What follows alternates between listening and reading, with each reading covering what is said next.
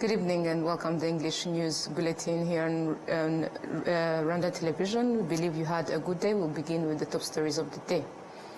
With just 2 days remaining until Africa Liberation Day, Rwanda's parliament held a preparatory session this Friday.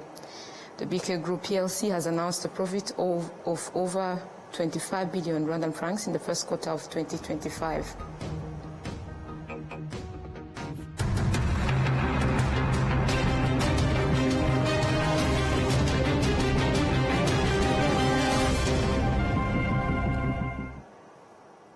My name is Olive Nathan. It's always a pleasure to have you with us. Now let's kick off today's edition. On Friday, President Paul Kagame visited the Nyakabingo mine located in Chirongi sector, Rulindo district. This mine is the leading producer of wolfram tungsten in Africa. The minerals from this site are extracted by Trinity Metals Group, a mining company.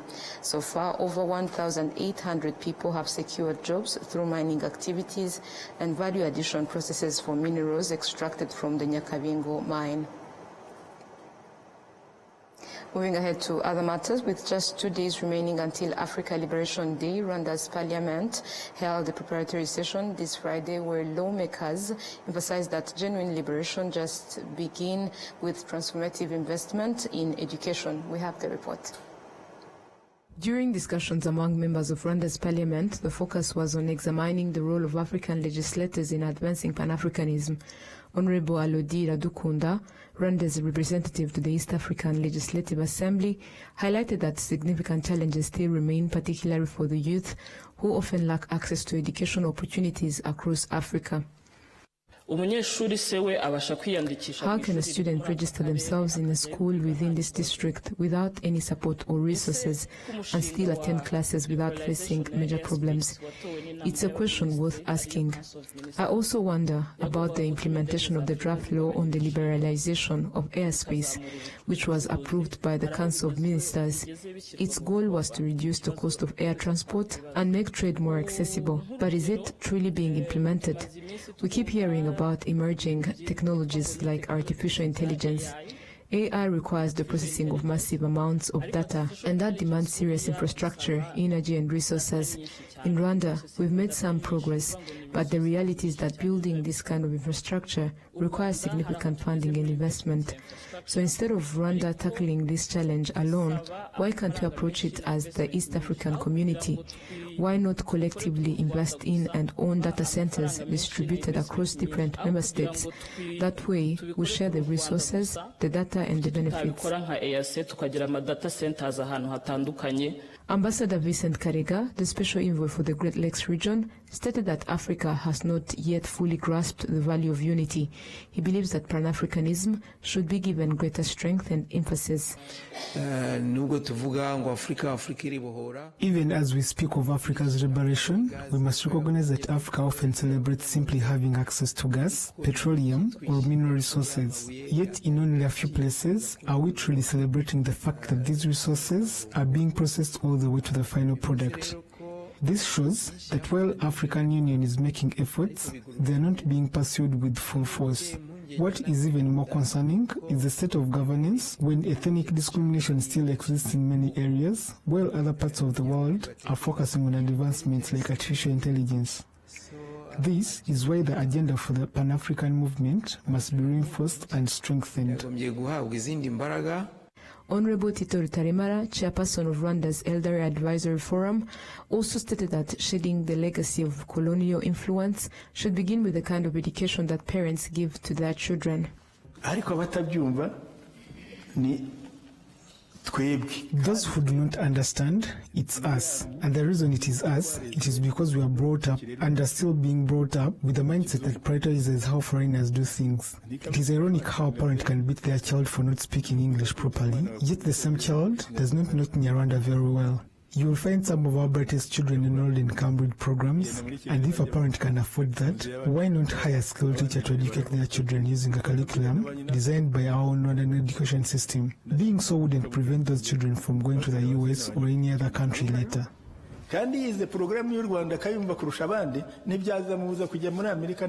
Senate President Dr. Kalinda François-Xavier reminded the attendees that they have a responsibility to promote positive thinking among the people and that they should go beyond the common perceptions of Africa because they have a solid foundation to build upon.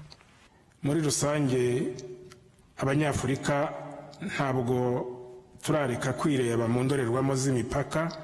We Africans still see ourselves through the mirrors of borders and systems left behind by colonialism, categories and mindsets created by people who are not African. Africa has lost so much because of the harmful mindset of waiting for others to help us or think on our behalf. But our true power lies in our mindset, in realizing that we as Africans have the power to choose the future of Africa. The challenge begins when we shift our thinking and stop believing that our problems will be solved by others. The meeting also examined what needs to be done to achieve the vision for Africa in 2063. Additionally, preparations were made for the celebration of Africa Liberation Day, held annually on May 25th, which this year marks the 62nd anniversary of Africa's independence. To more news, the BK Group PLC has announced a profit of over 25 billion Rwandan francs in the first quarter of 2025, accounting for a 5.4% growth and a 3.3% growth of the company's total assets. William Evans has more on this. The management of BK Group PLC stated that from January to March this year, they recorded a profit of 25.2 billion Rwandan francs, representing a 5.4% increase compared to the same period in 2024. The group CEO, Dr. Zilda Jijimana, explained some of the reasons behind the strong performance in the first quarter. Quarter one, BK Group achieved a net income of 25.2 billion Rwandan francs, compared to 23.9 billion that were achieved in the same quarter in 2024, which represents a growth of 5.4%. Total assets of the group increased by 3.3% in quarter one, from 2.5 trillion francs to 2.6 trillion francs. And their shareholders' equity increased by 5.6% from 438 billion francs to 463 billion francs. Our business was supported by a conducive macroeconomic environment. As you recall, the country achieved a growth of 8% in the last quarter of 2024. The inflation was decreased from 6.4% at the end of last year to 4.8% at the end of March this year. And also we had a moderate depreciation of our national currency. The CEO of Bank of Kigali, Dr. Diane Karusis, remarked that the bank has made progress in strategic sector financing, which saw the bank's total loan book climbing to 1,622 billion, including over 100 billion Rwandan francs in new disbursement in quarter one alone. We've grown our net loans by 6.4% compared to where we were at the end of 2024. And I'm happy to report that this growth has been pretty much equally divided into the various segments of the economy, and agribusiness in particular taking a large share. In this quarter, Bank of Kigali's lending to small and medium enterprises increased to 219 billion, while 60 billion Rwandan francs was channeled into agriculture, and the retail loan book rose to 298 billion, while corporate and institutional banking lending reached 1,043 billion Rwandan francs. William Evans, RwandaTV News. Moving ahead, on Friday, the United Nations and the I&M Bank, Rwanda signed a partnership agreement aimed at accelerating the initiative to provide healthcare for all. The program, titled 1,000 Health Posts in the Land of 1,000 Hills, will be implemented in collaboration with the government of Rwanda and led by the UNFPA in partnership with other UN agencies such as the UNICEF, WHO, the UNDP, and the others. This initiative will focus on offering affordable loans to staff and managers of health posts through I&M, as well as providing them with training in financial management and project governance. The initiative aligns with Rwanda's National Strategy for Transformation and the UN Sustainable Development Goals and will unlock private sector financing through a UN-supported de-risk mechanism. It also aims to empower nurse entrepreneurs as key agents of change in rural and undeserved communities. Benjamin Mutimura, the CEO of I&M Bank Rwanda, stated that they chose to support the health sector in order to contribute to the country's sustainable development goals. The 5-year program aims to improve access to healthcare services, particularly in rural areas, and empower nurses as investors, leaders of development, and clinic managers by strengthening financial management capacity at the grassroots healthcare level. In addition to low-interest loans for clinic staff and administrators, the agreement also includes training on financial management to help ensure the effective operation of these health posts. Ozonia Ojielo, the UN resident coordinator in Rwanda, emphasized that this partnership is a step towards achieving universal health coverage, ensuring that no one is left behind and enabling people to access the medical services they need. The project is expected to reach over 2 million people across the country by 2026. To other matters, 820 young people have completed a 6-month teaching support program aimed to inspire school leavers in Rwanda to become teaching assistants. William Evans takes us through. The 820 young men and women are among those who just completed secondary school education, who have been supporting teachers in 116 primary and secondary schools across the country in the 6-month period.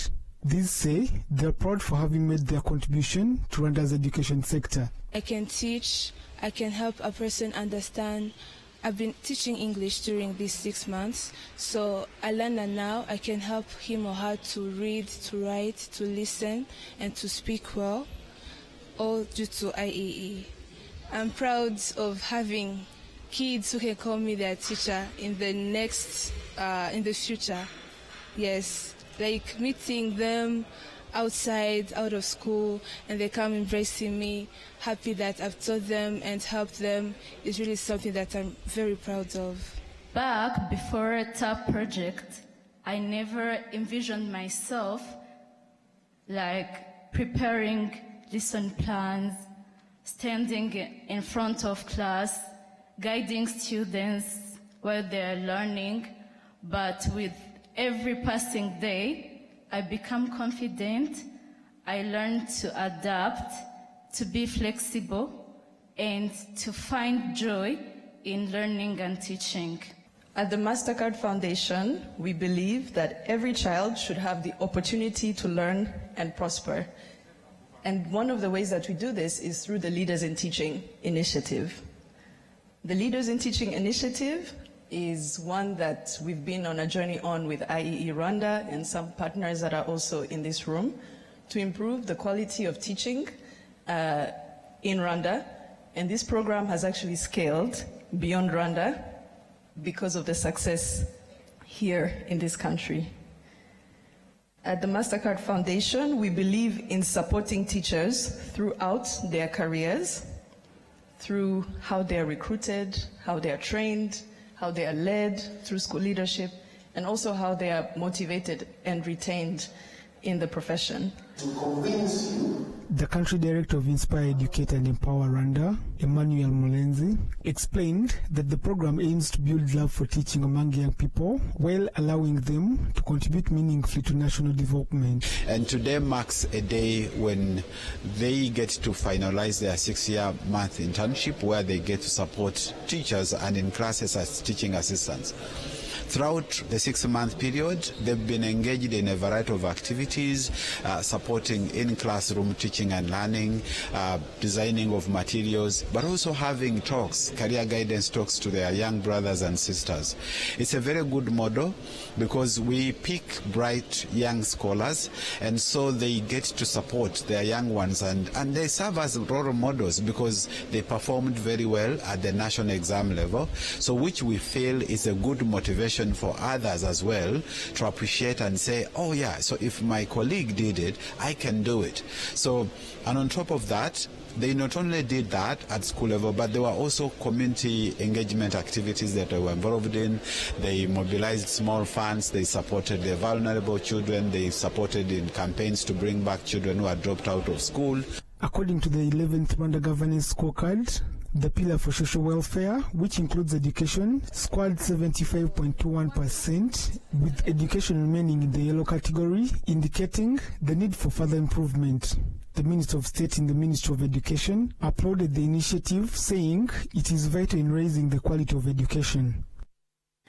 To our newly commissioned TAs, congratulations. You are stepping into roles that matter deeply to us. I saw the passion when you were presenting outside. I believe you are now part of the teaching workforce, shaping the minds of tomorrow. You've gained more than just knowledge. You've gained purpose. I encourage you to carry this sense of purpose into the future work, to lead with empathy, and to lift others as you grow. You have the power to make every classroom not just a place of learning, but a space of inspiration. And as we celebrate this achievement today, I also want to remind all of us, educators, policymakers, school leaders, and the partners, that supporting teaching assistants is not just an add-on, it's a smart investment in education quality. Let us continue working together to build a school environment that values mentorship, promotes innovation, and supports teachers at every level. Of the 820 participants, 448 have chosen to pursue teaching as a long-term career, while since the launch of the program in 2021-2022, a total of 2,655 young people have completed this program. William Evans, RwandaTV News. Moving ahead, medical collaboration between Rwanda and Israel has enabled more than 200 Rwandan children to receive life-saving treatment since 2007. The partnership also includes training Rwandan doctors to treat pediatric heart conditions. Adam Skizere has more on this. Yana Magath, a resident of Gitabi sector in Nyamagabe district, recalls that just 1 week after her child was born, he began experiencing severe breathing difficulties. Upon medical examination, he was diagnosed with a heart condition. After 5 years of regular follow-ups, he was referred to Israel for surgery, where we found her at Wolfson Medical Center in Holland. It's a long journey, but Dr. Singiza told us that we are going to be transferred to Israel for further treatments. Her story mirrors that of Nishimne Jeanette from Kigali, whose child also showed signs of respiratory distress just 3 weeks after birth.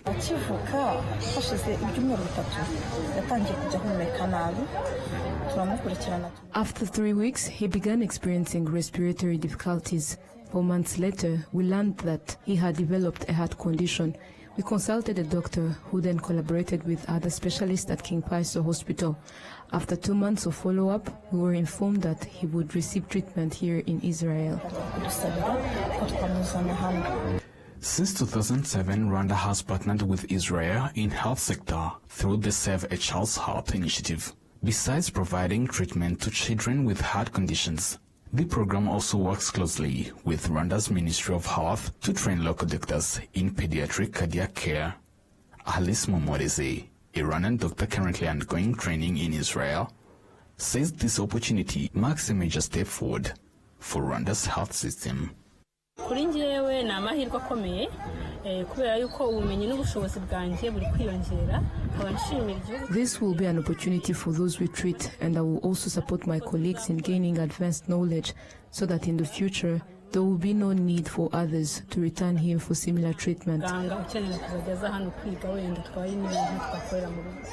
Both Nigena Math and Nishing Jeanette express gratitude for this bilateral cooperation, which they credit with saving their children's lives. Ambassador Irit Savian Weidegan, the deputy head of Mashaf in the Ministry of Foreign Affairs of Israel, highlighted the tangible impact this partnership has had, not just in healthcare, but across other sectors as well. And Israel was a model country on the vaccination, and coming out of it, at the beginning, we had a lot of doctors coming from Rwanda on programs of managing health systems in times of crisis, working in hospitals. How do you deal with a challenge at that size? Since the launch of the program in 2007 in Rwanda, Save a Child's Heart has treated more than 200 Rwandan children with heart conditions, including over 50 who received surgery in Israel. Globally, the initiative has helped more than 7,500 children, many of them from African countries. Tomorrow News, the management of BK Arena has revealed that this state-of-the-art facility created 16,000 jobs in 2024. The Rwanda Development Board affirms that this stems from the government's commitment to advancing the sports and entertainment sector. Prince Manzi has more. In the BAL Innovation Summit 2025 held on Wednesday, sports personnel, investors in this sector and government officials urged African countries to seize the drastic growth and development of the sports and entertainment sector on the continent. Emmanuel Asiak, the Chief Investment Officer at the Afrimex Bank, affirms that investors should consider such investment as timely. Thirdly, we also find that within Africa, the contribution of that sector to global economy from the creative perspective has been projected to get to about 10%, and that would translate to about $200 billion in terms of value. So this is an opportunity for investors to get in. We believe that the timing is now, because this is where to invest, and then you ride the growth that we are seeing in the continent. One thing that we... Caius Caulfield, the Managing Director of QA Venue Solutions, that manages the BK Arena, believes that there's a talent and that many infrastructures have already been established across the African continent. However, he points out that the main challenge often lies in the mindset regarding how these infrastructures are utilized. He highlights Rwanda as an example of what is possible, emphasizing that bringing infrastructure closer to the people empowers them and also benefits the country as a whole, citing the creation of 16,000 jobs in 2024. You know, I could honestly list 20 arenas that are all over the continent, but they've never been acknowledged as assets, as economic drivers. They're facilities. They host basketball games every now and then. You know, they host different federations, but the ecosystem around them has never been activated. And I think from our side as QA, we were very fortunate in being able to team up with the government of Rwanda to showcase what is possible. You know, to take over an arena that's been built by a government, because it's not easy to offload, you know, $100 million plus into an arena, just because the model still has a long way to go to justify that. But what you are starting to see is the data that comes off the back of these arenas is massive. You know, we look at the past 4 years, I think we're in excess of $50 million in terms of impact. We did an assessment of the jobs that we created last year across permanent and part-time. It's up at 16,000 jobs. That fulfills the need from a government perspective. The Chief Investment Officer at the Rwanda Development Board, Michel Murungi, affirms that such achievements derive from the government's will in elevating the sports and entertainment sector. Hosting, you know, there's a lot of events hosted here that speak particularly to the sports and creative sector.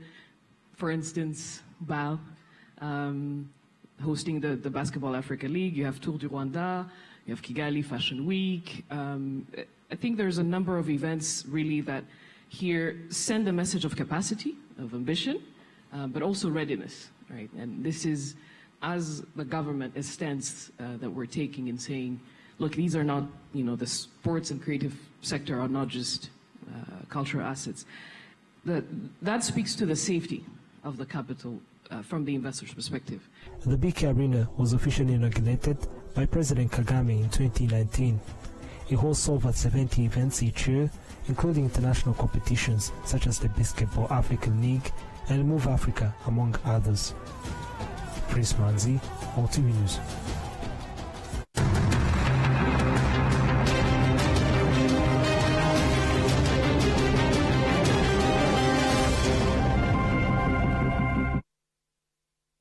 Muyobozi wa sosiyete, turakwibutsa ko buri sosiyete isabwa n'itegeko kubika ibitabo bya sosiyete ndetse no gushyikiriza RDB amakuru abikubiyemo.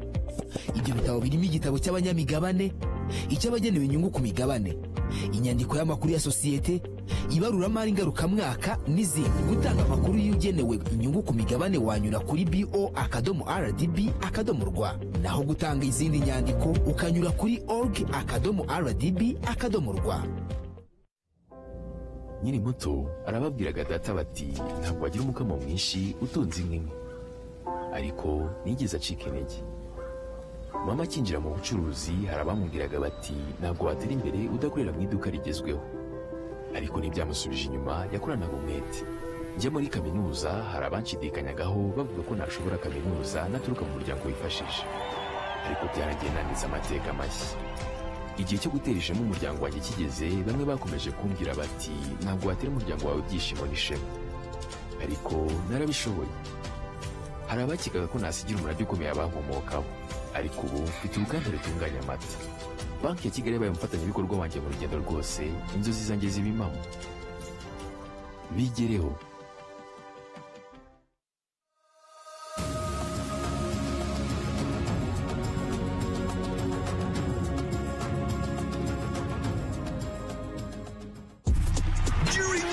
Moments.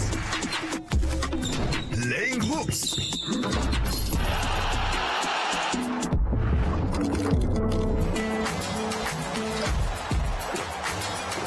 Getting away.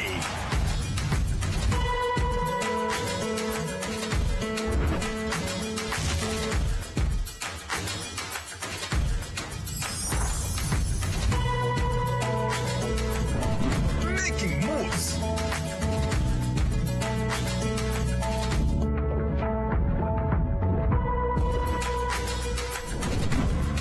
Breakfast with family. Inyanje is always there. Whatever the occasion, whatever the moment, always ask for Inyanje.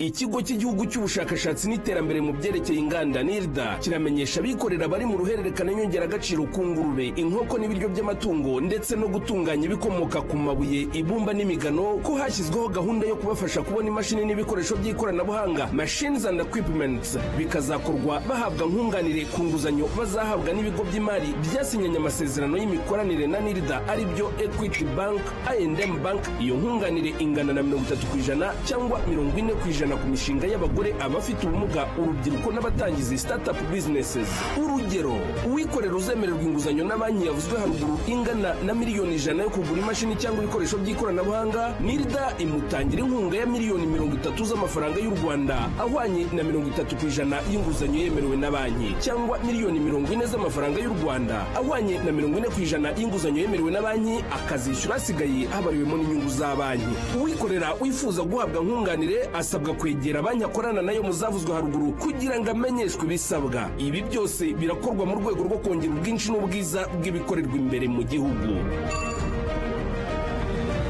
Ubu butumwa n'ubw'ikigo cy'igihugu cy'ubushakashatsi n'iterambere mu byerekeye inganda NIRDA.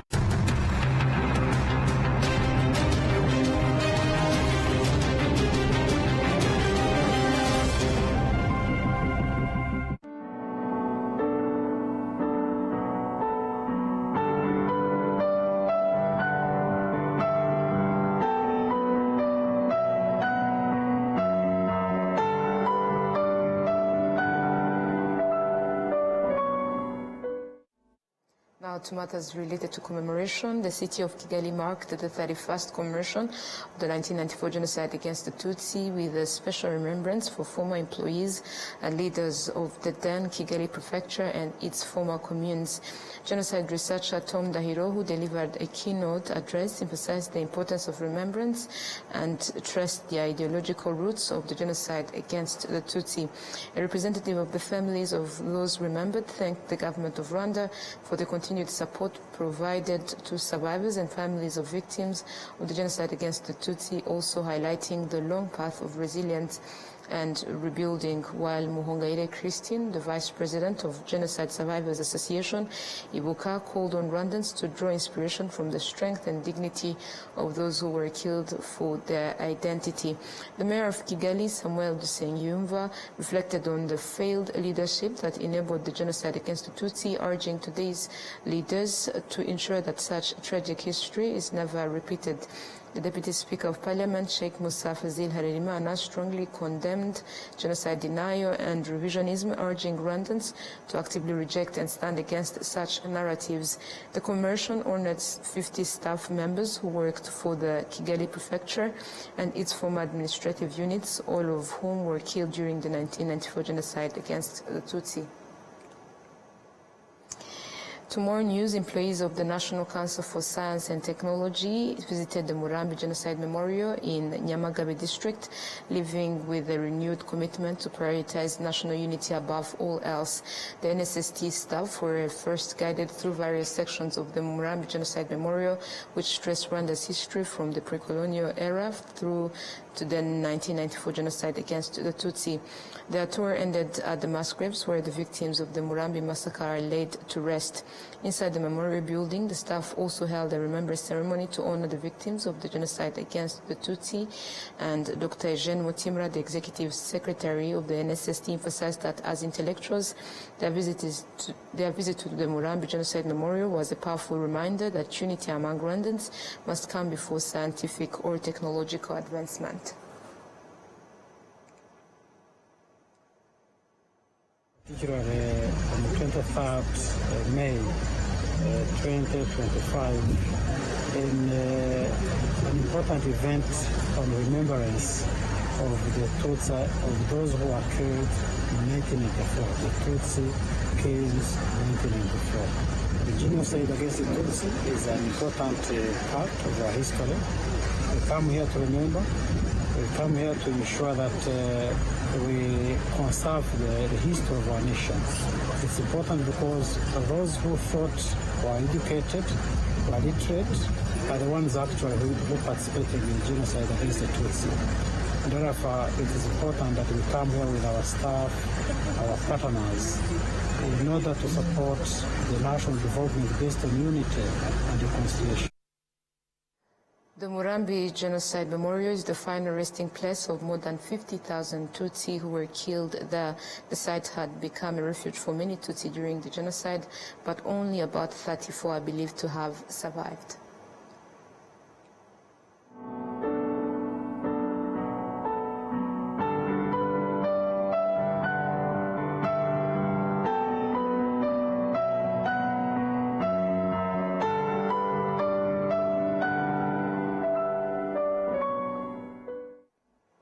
This marks the end of tonight's bulletin, but before we leave, a reminder of the top stories that made the edition.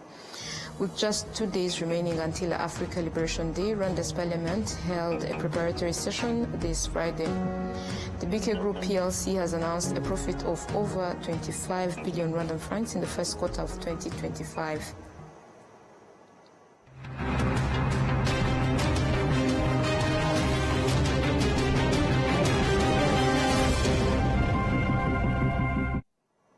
And this marks the end of tonight's bulletin. Thank you for joining us here on Rwanda Television for the English News Bulletin. Have a restful weekend and have a good night. Good night.